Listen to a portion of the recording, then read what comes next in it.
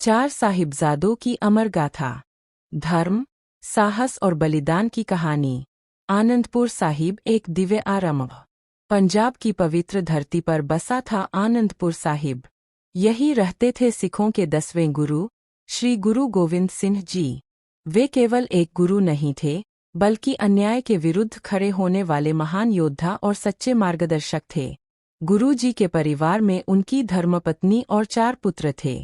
बाबा अजीत सिंह जी सबसे बड़े, बाबा जुझार सिंह जी दूसरे, बाबा जोरावर सिंह जी तीसरे, बाबा फतेह सिंह जी सबसे छोटे। गुरु जी अपने पुत्रों को बचपन से ही गुरबानी, घुड़सवारी, शस्त्र विद्या, सेवा और सत्य का पाठ पढ़ाते थे।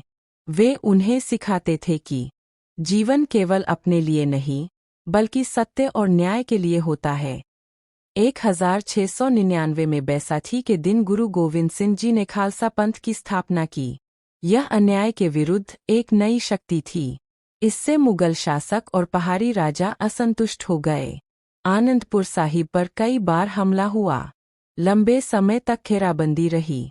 भोजन और पानी की कमी हो गई। अंत में दुश्मनों ने झूठी कस्में खाकर गुरुजी को किला छोड़ने पर मजबूर किया। लेकिन जैसे ही गुरुजी और उनके परिवार ने किला छोड़ा, दुश्मनों ने हमला कर दिया। तेज बारिश के कारण सरसा नदी उफान पर थी। अंधेरी रात, चारों ओर अफरातफरी। इसी दौरान गुरुजी का परिवार बिछुड़ गया। बड़े साहिबजादे अजीत सिंह जी और जुझार सिंह जी गुरुजी के साथ रहे। छोटे साहिबजादे जोरावर सिंह जी और फतेह सिंह जी अपनी दादी माता गुजरी जी के साथ अलग हो गए। गुरु गोविंद सिंह जी अपने 2 बड़े साहिबजादों और कुछ सिखों के साथ चमकौर साहिब पहुँचे। वहाँ एक छोटे से किले में उन्होंने शरण ली। चारों ओर से हजारों सैनिकों ने किले को घेर लिया। बाबा अजीत सिंह जी का बलिदान।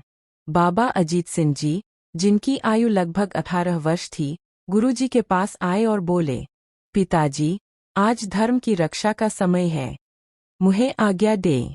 गुरुजी ने उन्हें गले लगाया, आशीर्वाद दिया और कहा, पुत्र, आज तुम खालसा की लाज रखोगे। बाबा अजीत सिंह जी किले से बाहर निकले और अद्भुत वीरता से युद्ध किया। अंततः वे धर्म के लिए शहीद हो गए। बाबा जुझार सिंह जी का अद्वितीय साहस। अपने बड़े भाई का बलिदान देखकर बाबा जुझार सिंह जी, लगभग 14 वर्ष, आगे आए।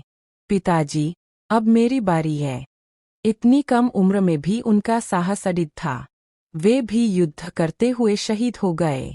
गुरु गोविंद सिंह जी ने अपने दोनों पुत्रों को खोया, लेकिन उनके मुख पर शोक नहीं, बल्कि गर्व और संतोष था। अब कहानी छोटे साहिबजादों की। माता गुजरी जी और ठंडा बुर्ज। माता गुजरी जी अपने 2 पोतों के साथ सरहिंद पहुंची, लेकिन वहां उन्हें धोखे से पकड़ लिया गया। सर्दी का समय था। उन्हें ठंडे बुर्ज में बंद कर दिया गया। ठंड, भूख और भय, लेकिन बच्चों के दिल में अडिग विश्वास था। माता गुजरी जी उन्हें रातों को कहानियां सुनाती। गुरु नानक देव जी की, गुरु तेग बहादुर जी की शहादत की, और सिख धर्म की महानता की। सरहिंद के नवाब ने बच्चों से कहा, अगर तुम अपना धर्म छोड़ दो, तो तुम्हें राजसी जीवन मिलेगा।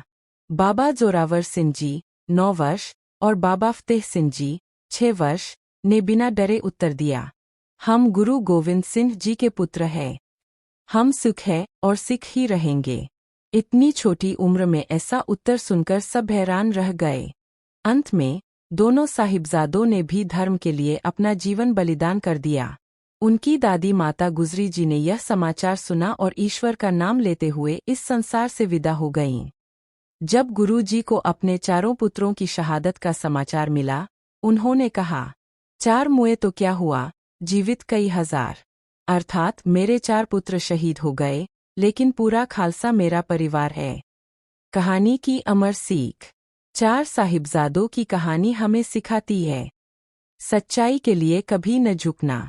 उम्र छोटी हो सकती है, लेकिन साहस नहीं। धर्म और इंसानियत सर्वोपरि है। आज भी यह कहानी वीरता, त्याग और अटूट विश्वास का प्रतीक है।